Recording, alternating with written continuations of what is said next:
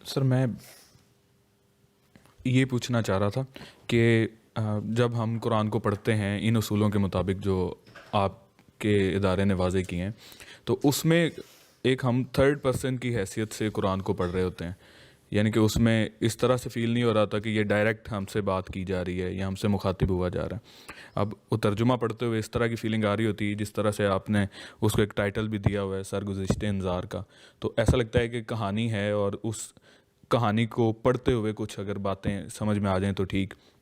تو اگر اس کو ہم سیکنڈ پرسن کے طور پر ہی پڑھیں، یعنی کہ قرآن اگر ڈائریکٹ ہم سے مخاطب ہو رہا ہے، تو آپ کو نہیں لگتا کہ اس میں زیادہ اچھی طرح سے چیزیں سیکھی جا سکتی ہیں؟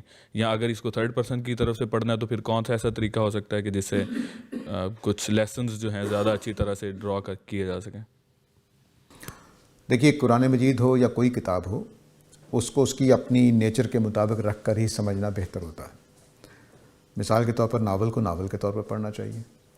اگر آپ ناول کو سچی کہانی سمجھ لیں تو کام خراب ہو جائے گا، ٹھیک ہے؟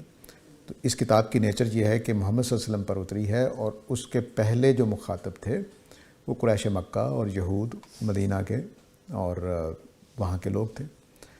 اب ہمیں تھرڈ پرسن کے طور پر ہی اس کو دیکھنا ہے، وگرنہ مثلاً قرآن میں کہتے ہیں انا انزلنا علیک القرآن، میں نے تم پر قرآن نازل کیا ہے، تو کیا میں سمجھے میرے اوپر نازل ہوا ہے؟ ٹھیک ہے نا؟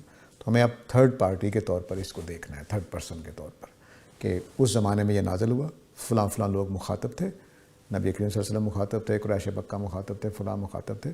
اس کی روشنی میں اب آج ہم سمجھ رہے ہیں کہ اس زمانے میں کیا ہوا تھا۔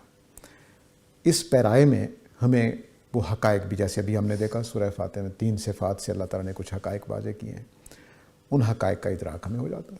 تو ہمارے لیے اب یہ ادراک دین بن رہا ہے، تو اس میں سمجھنے میں آسانی بھی ہے۔